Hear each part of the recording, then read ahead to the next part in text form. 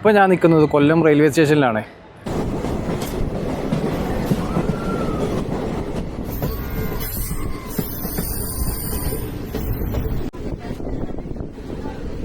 ഒരെണ്ണത്തിന് എത്ര?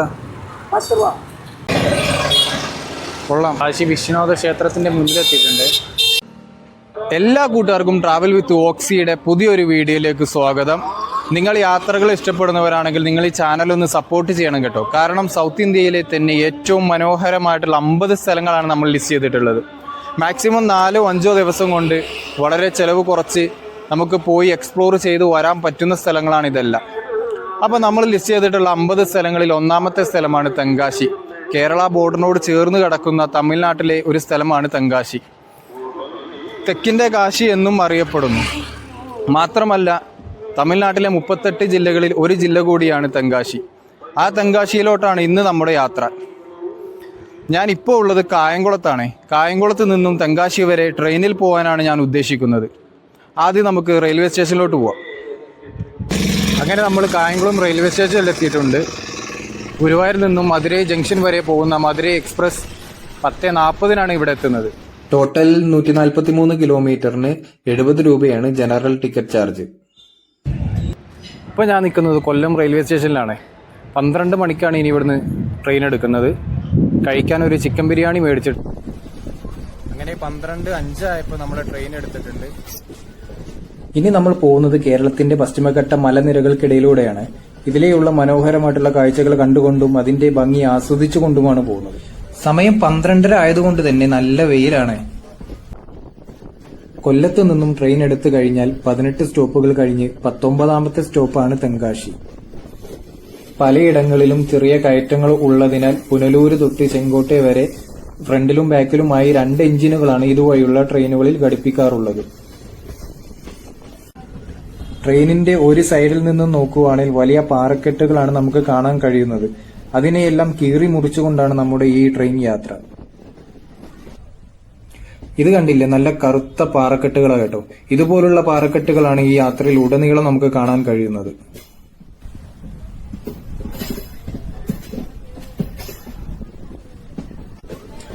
ചിലയിടങ്ങളിലെല്ലാം പുനലൂർ ചെങ്കോട്ട ദേശീയപാത റെയിൽവേ ട്രാക്കിന്റെ അടുത്തൂടെ തന്നെയാണ് പോകുന്നത്. മാത്രമല്ല എങ്ങോട്ട് നോക്കിയാലും കുറെ മലകളും മരങ്ങളും പാറക്കെട്ടുകളും പുഴകളും കാണാൻ സാധിക്കുന്നുണ്ട്. അതുകൊണ്ട് തന്നെ വെറും നിസ്സാരപ്പെട്ട പൈസയ്ക്ക് നമുക്ക് ഈ കാഴ്ചകളെല്ലാം ആസ്വദിക്കാം. അപ്പോൾ നിങ്ങൾ ഇതുവഴി യാത്ര ചെയ്തിട്ടുള്ളവരാണെങ്കിൽ ഒന്ന് കമന്റ് ഇടണേ. അല്ലാത്തവർ തീർച്ചയായും ഇതുവഴി ഒന്ന് യാത്ര ചെയ്ത് നോക്കണേ. നിങ്ങൾക്ക് ഒരു നഷ്ടവും കാണത്തില്ല. അത്രയ്ക്ക് മനോഹരമായിട്ടുള്ള കാഴ്ചകളാണ് നമുക്കിവിടെ സമ്മാനിക്കുന്നത്. ഈ റൂട്ടിലെ എല്ലാ ട്രെയിനുകളുടെയും മാക്സിമം സ്പീഡ് 110 കിലോമീറ്റർ ആണ്. എങ്കിലും സാധാരണയായി 20 തൊട്ട് 30 കിലോമീറ്റർ വേഗത മാത്രമേ ഇതുവഴിയുള്ള ട്രെയിനുകൾ പോവാറുള്ളൂ. തെന്മല സ്റ്റേഷനിൽ നിന്ന് നമ്മുടെ ട്രെയിൻ എടുത്തിട്ടുണ്ട്. ഇത് കഴിഞ്ഞതിന് ശേഷമാണ് 13 കണ്ണറപാലം വരുന്നത്. ആണ്ടപ്പോൾ 13 കണ്ണറപാലത്തിന് മുകളിലൂടെയാണ് പോയിക്കൊണ്ടിരിക്കുന്നത്. അടിയിലെ റോട്ടിലൂടെ വണ്ടികളെല്ലാം പോകുന്നുണ്ട് കേട്ടോ. നല്ല കിടിലം വ്യൂസ് ആട്ടോ ഇവിടുന്ന് കിട്ടുന്നത് നമുക്ക്. ഒരുപാട് വർഷങ്ങൾക്ക് മുന്നേ ബ്രിട്ടീഷുകാർ പണി കഴിപ്പിച്ച പാലമാണ് ഇത്. ഇന്നും ഇതിന്റെ ഭംഗി അപാരം തന്നെ കേട്ടോ. നല്ല അടിപൊളി കാഴ്ചകളാട്ടോ നമുക്ക് ഇതിന്റെ പുറത്തുനിന്ന് കാണാൻ പറ്റുന്നത്.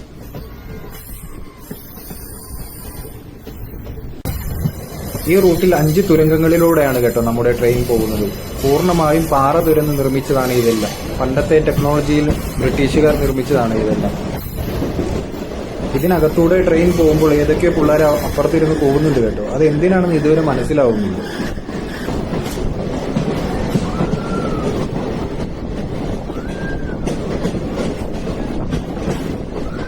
ഇതാണ് കേട്ടോ ട്രെയിനിന്റെ അകത്ത അവസ്ഥ. അപ്പൊ കേരളത്തിന്റെ ഏറ്റവും വലിയ തുരങ്ക റെയിൽപാത വരുന്നത് ആര്യങ്കാവാണ്. ഏകദേശം 892 മീറ്റർ ആണ് ഇതിന്റെ നീളം. ഇതുതന്നെയാണ് കേരള തമിഴ്നാട് ബോർഡറും. താഴെ റോട്ടിലൂടെ വണ്ടികളെല്ലാം പോകുന്നത് കാണാൻ നല്ല രസമുണ്ട്. അവിടെ നമ്മളൊരു KSRTC വളവ് തിരിഞ്ഞു വരുന്നുണ്ട്. ഇതെല്ലാം കഴിഞ്ഞ് നമ്മൾ തമിഴ്നാട്ടിലേക്ക് കയറുമ്പോൾ ആദ്യം തന്നെ നീണ്ടുകിടക്കുന്ന മാങ്ങാത്തോട്ടങ്ങളാണ് കാണുന്നത്. മാങ്ങ കൃഷിക്ക് പേര് കേട്ട ഒരു സ്ഥലം കൂടിയാണ് തെങ്കാശി.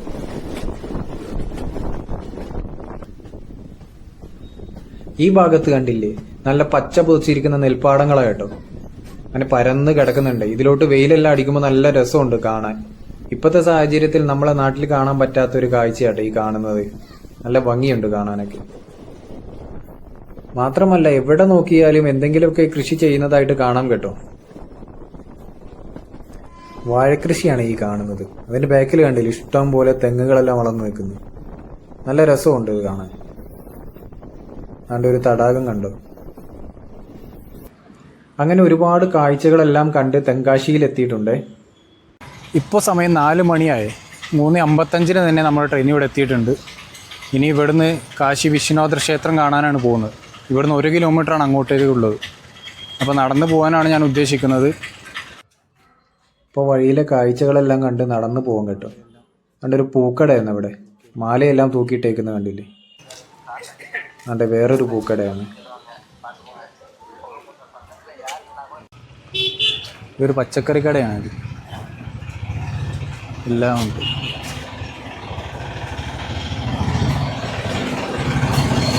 നമ്മളിങ്ങനെ നടന്നു വന്നപ്പോൾ കണ്ടതാട്ടോ ഒരു പണ്ടത്തെ പൈപ്പാണ്, വാട്ടർ പൈപ്പ്. പഴയ കുടങ്ങളൊക്കെ നിരത്തി വെച്ചേക്കുന്നുണ്ട്. ഇത് പുതിയതാക്കുന്ന കടയാണ്. നാരങ്ങയെല്ലാം പാത്രത്തിലാക്കി വെച്ചേക്കുന്നുണ്ട്. അതൊക്കെ ഒരെണ്ണത്തിന് എത്ര? 10 രൂപ. ഇവിടെ ഒരു സാധനം വെച്ചേക്കുന്നു. ഇതെന്തുവാണെന്ന് മനസ്സിലായി എനിക്ക്. അതാണ് പനം കിഴങ്ങ്. അതുകൊണ്ട് അവിടെ സെറ്റ് ചെയ്തുകൊണ്ടിരിക്കുന്നു. കരിക്കും ഇരിക്കുന്നുണ്ട്. ഇപ്പുറത്ത് തുണികളെല്ലാം നിരത്തി വെച്ചത്.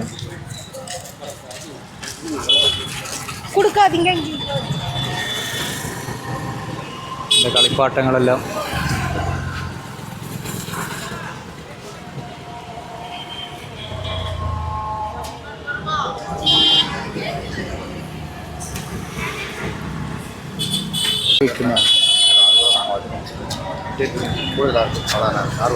നല്ല പച്ച നെല്ലിക്ക.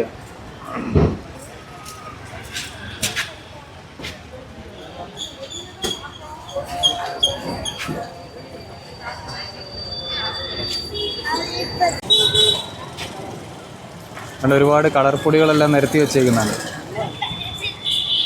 എനിക്കൊന്ന് അമ്പലത്തിലെ ആവശ്യങ്ങൾക്കായിട്ടാണ്, കോലം വരയ്ക്കാനൊക്കെയാണെന്ന് തോന്നുന്നു.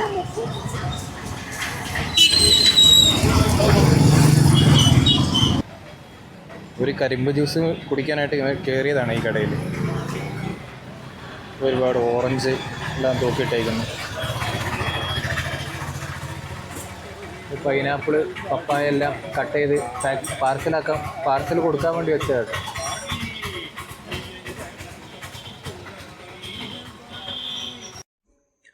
അതുകൊണ്ട് ആ കാണുന്നതാണ് കാശി വിശ്വനാഥ ക്ഷേത്രത്തിൻ്റെ ഗോപുരം.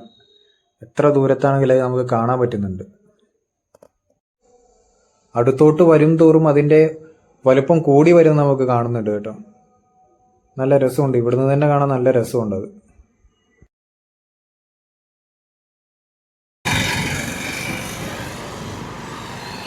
അപ്പം നമ്മൾ നടന്ന് കാശി വിശ്വനാഥ ക്ഷേത്രത്തിൻ്റെ മുന്നിലെത്തിയിട്ടുണ്ട്.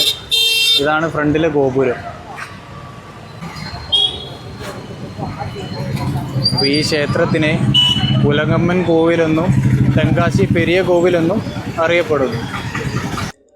ഇത് കണ്ടില്ലേ, കയറി വരുന്ന ഭാഗത്ത് കല്ല് കൊത്തിവെച്ച ഒരു ആനയുടെ രൂപമാണ്. നല്ല ഭംഗിയുണ്ടല്ലേ കാണാൻ. അതുകൊണ്ട് ഒരെണ്ണം അപ്പുറ സൈഡിലും ഉണ്ട്. ഒരുപാട് ആളുകളാട്ടെ ഇതിൻ്റെ ഫ്രണ്ടിൽ ഇരിക്കുന്നത്. ഇനി നമുക്ക് തെങ്കാശി ഹലുവ കഴിക്കാം. ഇത് ഫേമസ് ആയിട്ടുള്ള ഒരു കടയാണ് തെങ്കാശി ഹലുവ കിട്ടുന്നത്. ഇതിന് 15 രൂപയാണ് മേടിച്ചത്.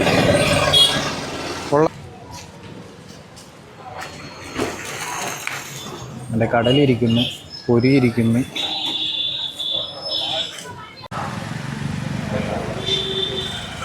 ഒരുപാട് പഴങ്ങൾ തൂക്കിയിട്ടേക്കുന്നുണ്ട്.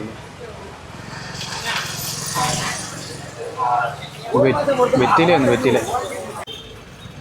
അതുകൊണ്ട് ഇവിടെ ഒരുപാട് ഭരണികൾ ഇരിക്കുന്നുണ്ട്. നല്ല ഡിസൈനുകളൊക്കെ ചെയ്തിട്ടുണ്ട്. നല്ല കളർഫുള്ളായിട്ട് എല്ലാം ചെയ്ത് വെച്ചിരിക്കുന്നുണ്ട്. മൺപാത്രങ്ങളെല്ലാം ഉണ്ട്. അതുകൊണ്ട് ഇവിടെ കുറച്ച് പ്രതിമകളെല്ലാം ഇരിക്കുന്നുണ്ട്. ഇത് കണ്ടില്ല, ഇഷ്ടം പോലെ പൂക്കടകളായിട്ട് ഇവിടെ. അപ്പോൾ സന്ധ്യയായി തുടങ്ങിയിട്ടുണ്ട്. രാത്രിയിലെ കാര്യങ്ങളൊക്കെ നമുക്ക് കാണാം. അതുകൊണ്ട് ഒരു കളർഫുൾ മിനി ബസ് പോകുന്നുണ്ട്. ഏകദേശം സമയം 8 മണിയായി കേട്ടോ. നല്ല രസമുണ്ട് ഇതിൽ നടക്കാൻ.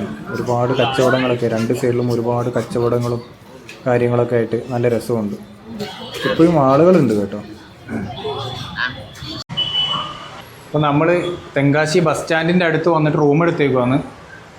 24 മണിക്കൂറിന് 600 രൂപയാണ് ഈ റൂമിന്. അത്യാവശ്യം നല്ല വൃത്തിയുള്ള റൂമാണ്.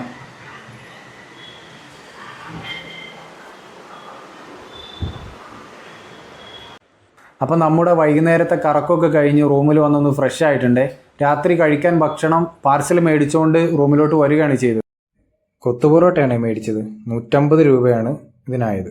അപ്പോൾ ഇന്നത്തെ വീഡിയോ ഇവിടെ വൈൻഡപ്പ് ചെയ്യുകയാണ്. വീഡിയോ ഇഷ്ടമായെങ്കിൽ എല്ലാ കൂട്ടുകാരും ഒന്ന് ലൈക്ക് അടിക്കണം. മാക്സിമം ചാനൽ ഒന്ന് സബ്സ്ക്രൈബ് ചെയ്ത് സപ്പോർട്ട് ചെയ്യണം. നിങ്ങളുടെ അഭിപ്രായങ്ങളെല്ലാം ഒന്ന് കമൻ്റായിട്ട് രേഖപ്പെടുത്തിയേക്കണം. അപ്പോൾ മറ്റൊരു വീഡിയോയുമായിട്ട് നമുക്ക് നാളെ കാണാം. ബൈ.